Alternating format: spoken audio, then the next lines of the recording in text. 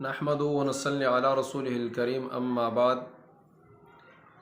سامعین گرامی، محرم الحرام کا مہینہ شروع ہو چکا ہے اور آج 8 محرم الحرام ہے، تو عاشورے کے متعلق آپ کے سامنے چند احادیث مبارکہ پیش کروں گا۔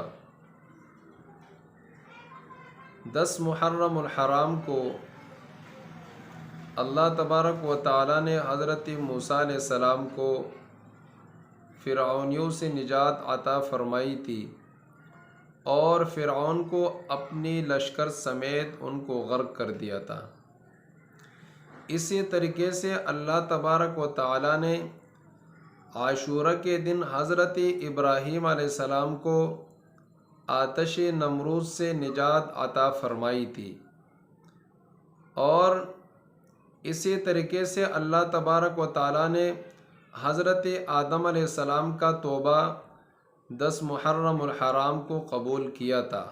عاشورہ کے دن۔ تو اس دن کی بہت بڑی اہمیت ہے، اور اللہ تبارک و تعالیٰ نے اس دن میں جو اہمیت رکھی ہے،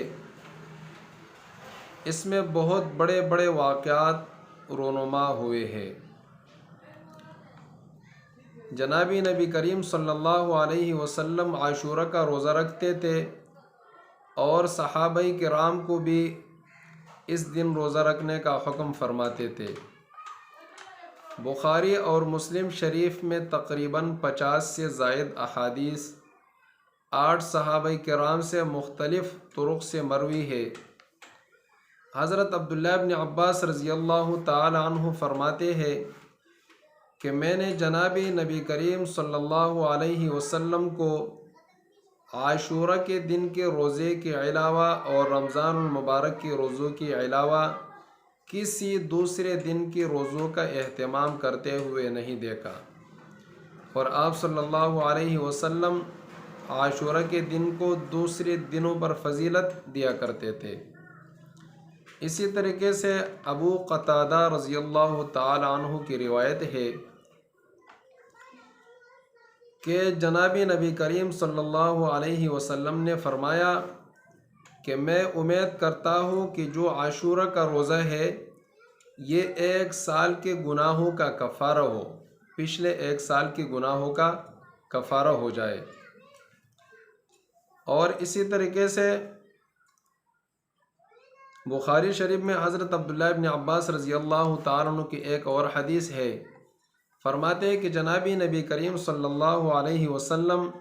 جب مدینہ تشریف لائے تو یہود کو دیکھا کہ وہ اس دن روزہ رکھتے تھے۔ جناب نبی کریم صلی اللہ علیہ وسلم نے ان سے پوچھا کہ آپ لوگ اس دن روزہ کیوں رکھتے ہو؟ تو انہوں نے فرمایا کہ اللہ تبارک و تعالیٰ نے اس دن حضرت موسیٰ علیہ السلام کو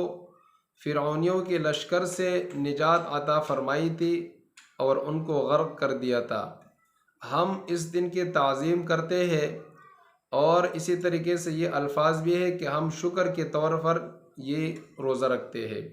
تو جناب نبی کریم صلی اللہ علیہ وسلم نے فرمایا کہ نحن احق بموسیٰ، ہم زیادہ موسیٰ علیہ السلام کے قریب ہے اور ہم زیادہ حق رکھتے ہیں کہ ہم روزہ رکھیں۔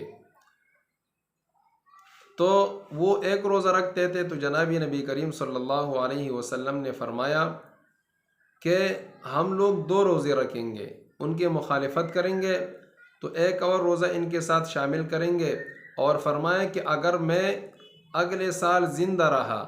تو میں 90 کا روزہ شامل کروں گا۔ اسی وجہ سے علماء کرام فرماتے ہیں کہ 2 روزے رکھنے چاہیے، یا 9-10 کا روزہ رکھے، اور اگر کوئی شخص 9 کا روزہ نہ رکھ سکے تو وہ 10 اور 11 کا روزہ رکھے، تو 2 روزے رکھے تو اس کا زیادہ ثواب ہے۔ لیکن جناب نبی کریم صلی اللہ علیہ وسلم نے فرمایا تھا کہ میں اگلے سال 90 روزہ یہ بھی شامل کروں گا، 90 تاریخ کا، تو اس سال آپ صلی اللہ علیہ وسلم کا انتقال ہو گیا۔ اسی طریقے سے ایک اور حدیث ہے، حضرت عائشہ صدیقہ رضی اللہ تعالی عنہ فرماتی ہے کہ یہ جو عاشورہ کا روزہ ہے یہ قریش زمانے جاہلیت میں بھی رکھتے تھے، اور اللہ تبارک و تعالیٰ نے حضرت ابراہیم علیہ السلام کو نجات عطا فرمائی تھی، تو جو بنو اسرائیل ہے ان کو بھی اس دن کی عظمت کے بارے میں معلوم تھا، اور وہ زمانے جاہلیت میں بھی یہ روزہ رکھتے تھے۔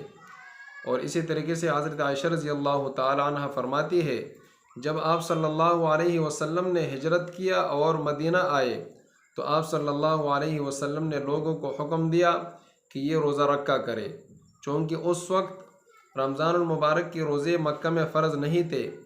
اور جب مدینہ میں رمضان المبارک کے روزے فرض ہو گئے تو پھر آپ صلی اللہ علیہ وسلم نے اختیار دیا کہ چاہے جو چاہے تو روزہ رکھ لے عاشورہ کا، اور جو چاہے تو نہ رکھے، کیونکہ رمضان المبارک کے روزے فرض ہو گئے۔ تو اس دن کی بہت بڑی فضیلت ہے، اللہ تبارک و تعالی ایک سال کے گناہ کو معاف فرماتا ہے، صغیرہ گناہوں کو، کیونکہ جو کبیرہ گناہ ہے وہ توبے کے علاوہ معاف نہیں ہوتے، ان کے لیے توبہ ضروری ہے۔ اور اسی طریقے سے ایک اور حدیث میں آتا ہے کہ ایک نماز جب انسان پڑھتا ہے تو دوسری نماز تک جو صغیرہ گناہ ہے وہ بھی اللہ معاف کرتا ہے۔ اسی طریقے سے ایک جمعے سے لے کے دوسرے جمعے تک اگر کوئی شخص ایک جمعہ پڑھ لے تو دوسرے جمعے تک اللہ تبارک و تعالیٰ ان کے گناہوں کو معاف فرما دیتا ہے۔ اور اسی طریقے سے ایک رمضان سے لے کے دوسرے رمضان تک